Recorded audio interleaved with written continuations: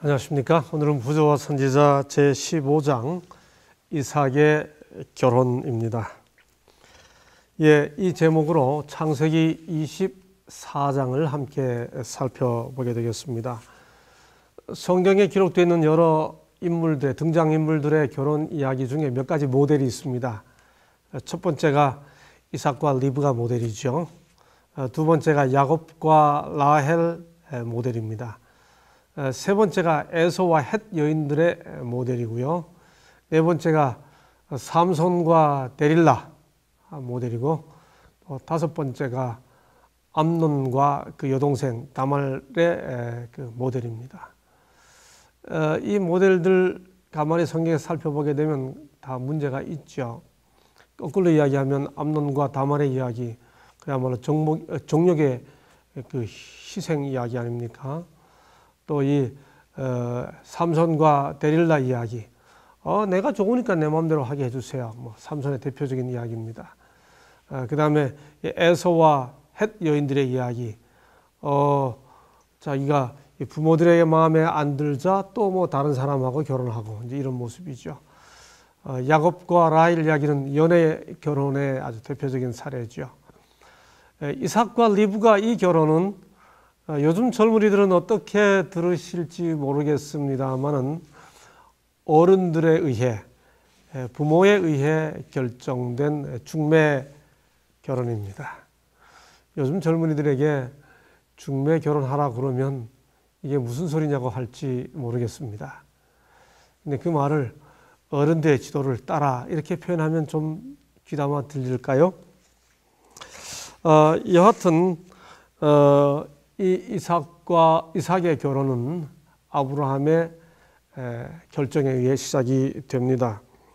아브라함은 하나님께서 너의 후손을 통해 이게 복의 근원을 삼겠다고 하는 그 일 때문에 이삭에게 아내를 정해준 일이 굉장히 중요한 일이었습니다.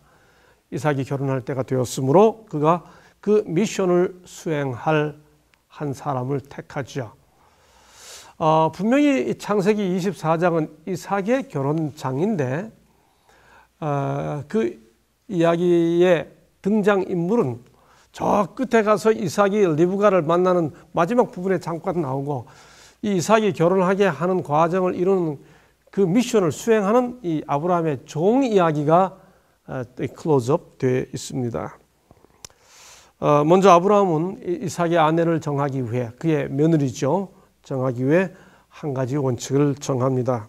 바로 그것은 가나안 사람이 아니고 그와 같은 신앙을 가지고 있는 고향에 가서 이삭의 아내를 찾아오라고 하는 것이었습니다. 훗날 모세도 이스라엘 백성들에게 이런 교훈을 주죠.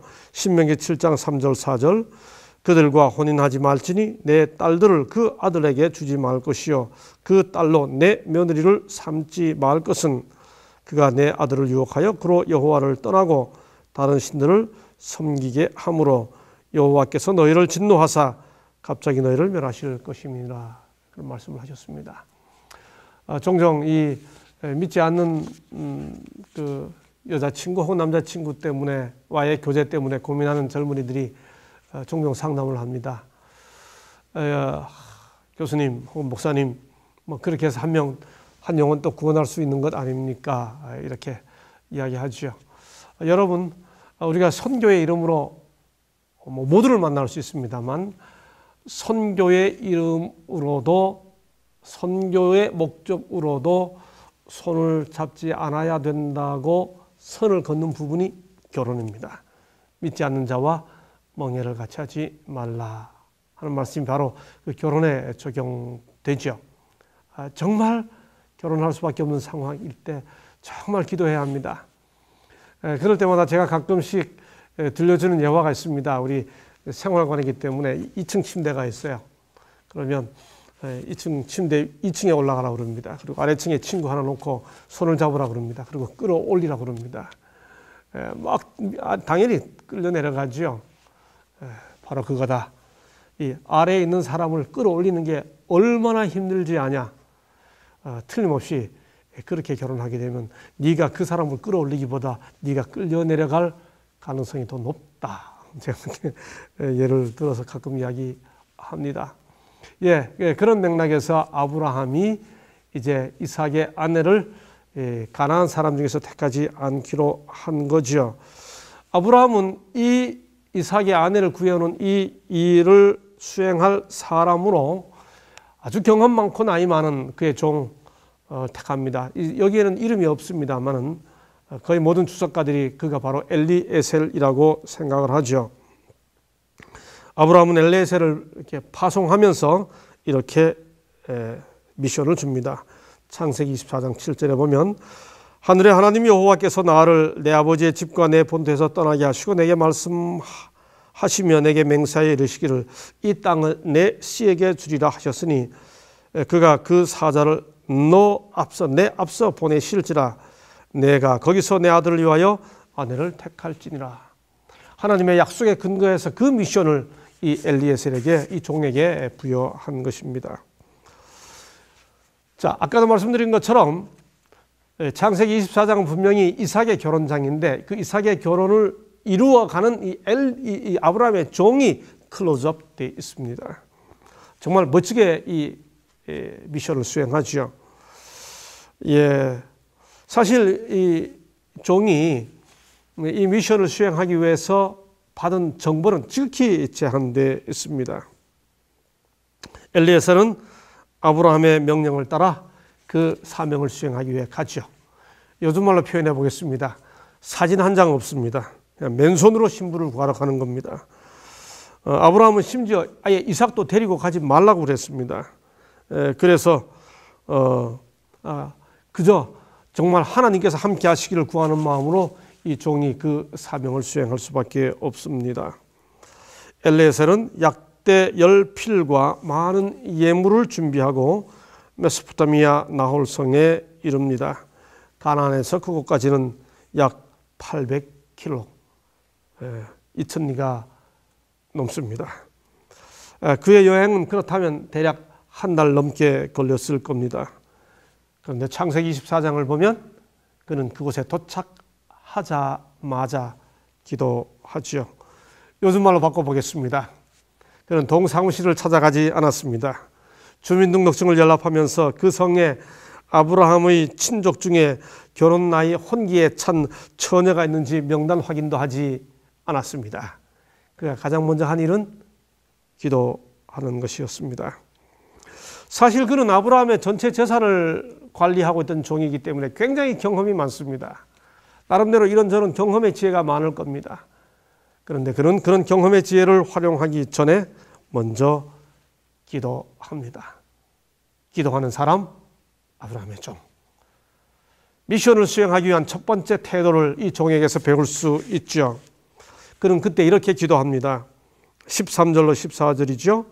성중 사람의 딸들이 물길로 나오겠사오니 내가 우물 곁에 섰다가 한 소녀에게 이르기를 청컨대 너는 물 항아리를 기울여 나로 마시게 하라 하리니 그의 대답이 마시라 내가 당신의 약대에게도 마시우리라 하면 그는 주께서 주의 종 이삭을 위하여 정하신 자라 이로 인하여 주께서 나의 주인에게 은혜 베푸심을 내가 알겠나이다.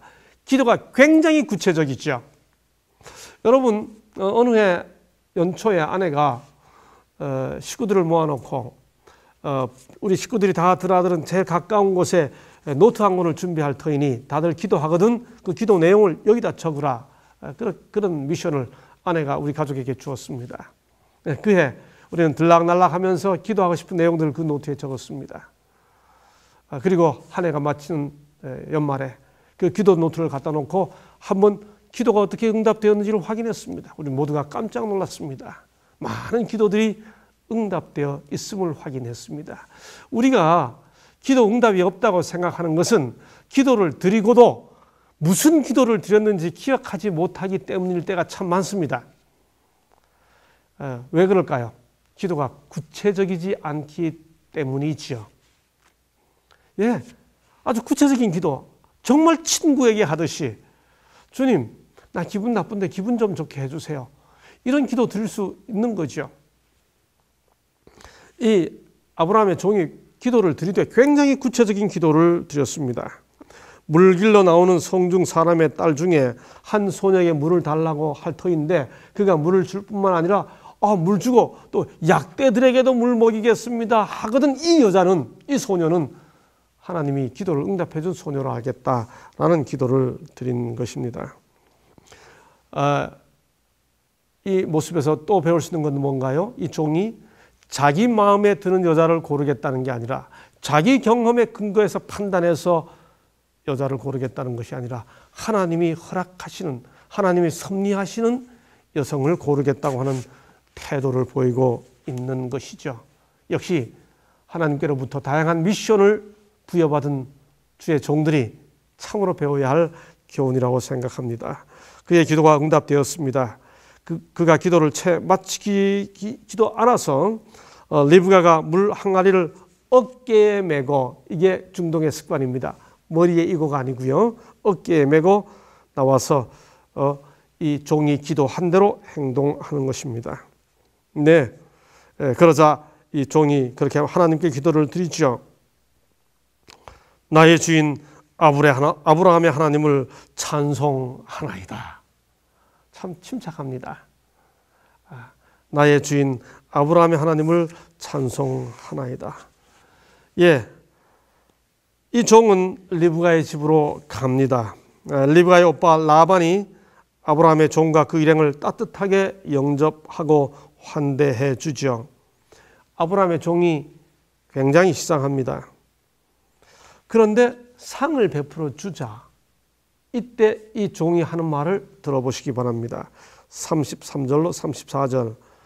그 앞에 식물을 베푸니 그 사람이 가로되 내가 내 일을 진술하기 전에는 먹지 아니하겠나이다. 라반이 가로되 말하소서. 그가 가로되 나는 아브라함의 종이니이다. 여러분, 저는 이 33절로 34절의 이 종의 진술에서 깊은 교훈을 배웁니다. 먼저 우리가 하는 말이 있잖아요. 금강산도 식후경이라고요. 아무리 중요한 일이라도 일단 먹고 보자 이렇게 하지 않습니까? 여러분, 이게 800km입니다. 2000리 길을 왔습니다. 그리고 지금 일이 이루어졌습니다. 아무리 준비를 많이 하고 왔어도 긴 여행 끝입니다. 그러다가 제대로 된 집에 들어가서 지금 식탁이 펼쳐 있습니다. 얼마나 음식이 급했겠어요. 그런데 이 종이 뭐라고 말합니까? 내가 왜 왔는지 내 사명을 말하기 전에는 안 먹겠습니다. 말해 보십시오. 여러분, 여기서 우리가 하나 이 교관을 만들어낸다면 이 금강산도 식후경을 패러디해서 뭐라고 표현할 수 있을까요? 진수성찬도 사명 완수 후 뭐 이렇게 표현할 수 있을지 모르겠습니다. 예, 그만큼 이 사명감이 아주 투철한 종입니다. 그런 다음에 그가 자기를 뭐라고 소개하나요? 우리 주인이 아브라함인데 우리 주인이 지금 며느리 얻으려고 그러는데 제게 전권을 주셨습니다. 이렇게 뭐 자기가 진짜 모든 걸 다 하는 것처럼 소개할 수 있어요. 그런데 이 종이 뭐라고 소개합니까? 나는 아브라함의 종이니이다. 이렇게 소개를 하죠. 예, 참 이 종은 주인이 보이지 않는 곳에서도 정말 충성스럽게 자기를 감당하는 사람입니다. 그리고 자기가 무슨 아브라함의 전권 대사라고 뭐 이렇게 표현하지 않고 여전히 종이라고 소개하고 있는 그런 자기 아주 자의식이 선명한 사람입니다.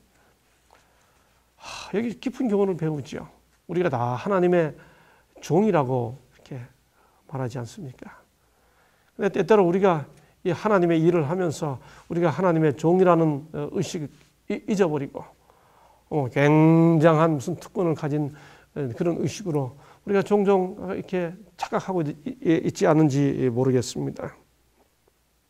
이 아브라함의 종의 이 사명 수행 모습에서 우리 모든 주의 종들이 정말 깊이 배워야 할 교훈이 있다고 생각합니다. 예, 그가 이 밥상을 옆으로 제껴놓고 한 이 긴 이야기가 정말 그렇게 하고 있는 이 종의 모습에서 사명에 대한 지칠 줄 모르는 그의 열정을 볼 수 있게 됩니다. 이 종으로부터 자초지종을 들은 라반과 부두엘은 이 일이 하나님께서 행하신 일임을 깨닫죠. 그리고 결혼을 허락합니다. 가족의 허락을 받은 종은 그제서야 하나님을 찬양하고 하나님께 여호와께 절을 하고 비로소 음식을 먹습니다. 다음 날 아침입니다. 이제는 뭐 해야 됩니까? 긴 여행 왔으니 이제는 관광해야 할 시간이죠. 둘러보면서 요즘 흔히 하는 것처럼 사우나 가야 할 시간이죠. 다음 날 아침입니다. 근데 이 종이 뭐라고 합니까? 이제 돌아갑니다. 이렇게 인사합니다. 그때 이 리브가의 가족이 뭐라고 말합니까? 한 열흘 정도는 머물라고 이야기하죠.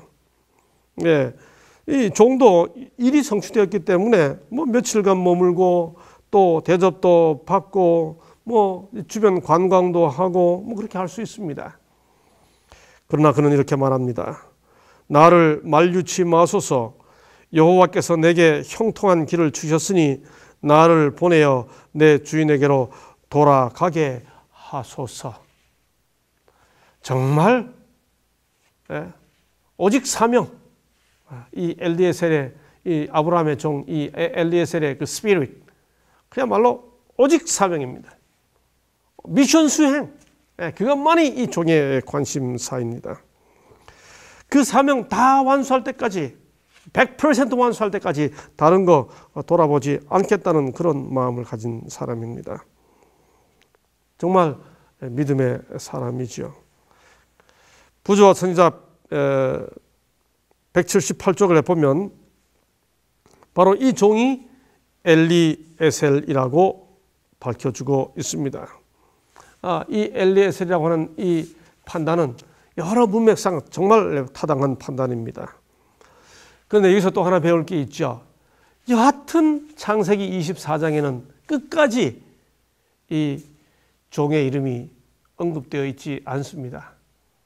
말 그대로 이름 없이 빛도 없이 엘리에셀은 주인의 사명을 주인이 부여한 일을 수행할 뿐입니다. 우리 주위에 남에게 인정받거나 칭찬받지 않아도 그와 같이 하나님의 일을 수행하는 일꾼들이 정말 필요한 시대입니다. 이제 리브가에 대해 생각해 보겠습니다.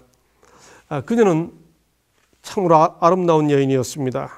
창세기 24장 16절에 보면 먼저 그녀를 아름답고 순결한 여인이라고 소개합니다. 어떤 의미에서 아름답고 순결했나요? 물론 외모를 두고 한 말일 수도 있습니다. 그러나 그것만이 아닙니다. 그녀는 낯선 나그네에게 정성스럽게 물을 대접하고 말 못하는 짐승인 약대에게 물을 배불리 먹였습니다. 중동 지방의 우물은 보통 다 20m 이상 내려갑니다. 그래서 두레박으로 물을 길러야 됩니다. 저도 어릴 때 이 두레박 우물에 두레박 많이 길러보았습니다. 약대는 물을 많이 마십니다. 그런 약대가 10마리나 됩니다. 그러니 이들을 배불리 물을 먹이려면 얼마나 많이 두레박질을 해야 할지 짐작이 됩니다. 그녀는 그 약대에게 물을 다 먹였습니다. 그 말 그대로 마음씨가 어떤지를 짐작할 수 있죠. 성경은 그녀를 가리켜 남자가 가까이 하지 아니한 처녀였다고 소개합니다. 참 순결한 여인입니다. 그녀가 그렇게 할 수 있었던 것은 하나님을 경외하고 그의 마음을 하나님께 드리는 생활을 했기 때문이죠. 참 아름다운 여인입니다. 뿐만 아닙니다. 리브가는 부지런한 여인이었습니다. 24장 15절로 20절에 보면 그녀는 물 항아리를 어깨에 메고 물 길러 나옵니다. 여러분이 물 항아리를 어깨에 메고 다니는 모습을 생각해 보십시오. 대단히 적극적이고 담대하고 열심히 있는 부지런한 그런 모습의 아가씨임을, 처녀임을 알 수 있지 않습니까? 정말 외모는 아름다운데 게으른 여인들, 그야말로 속된 표현으로 퍼질러 놓고 있는다 그렇게 표현하지 않습니까? 정말 바지런하게 일하는 그런 여성은 보기에 아름답죠. 하나님께서 보기에 아름답습니다. 자, 마침내 리브가가 그 종을 통해 그가 그렇게 기도 응답의 대상이 된 자신이 그런 사람임을 알게 됩니다. 그래서 묻습니다. 네가 어떻게 하겠느냐? 리브가가 대답하지요. 내가 결혼하겠다고 대답을 합니다. 예, 그런 의미에서 리브가는 참으로 믿음의 여인이었습니다. 아브라함의 종의 말을 들은 라반이 리브가를 부르죠. 내가 이 사람과 함께 가려느냐?